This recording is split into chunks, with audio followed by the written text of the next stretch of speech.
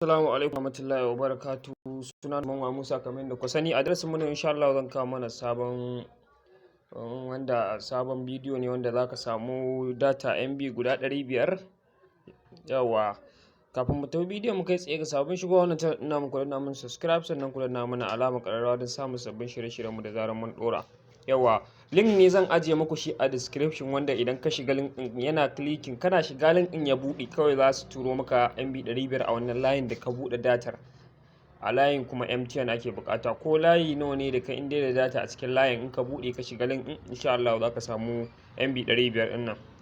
Yawa yanzu mu shiga link din haka mun danna shi.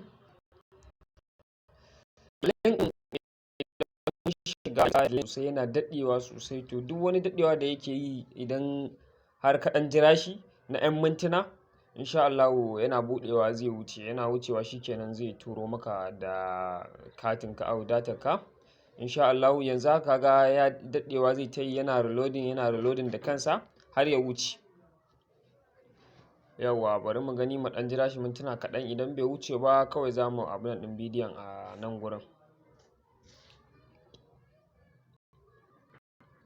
Yawwa kun ga yanda sawa to a hankali inda yana sa muku haka kawai zai wuce insha Allah yana buɗewa da zarar ya buɗe za a turo muku data a MB ɗinku guda 500. Yawwa anan za mu bar bidiyon da ga sabbin shigowa wannan channel kasance da wannan channel tamu mai albarka domin kawo muku sabon tattaunawa mun gode mu haɗu a tattaunawa gaba.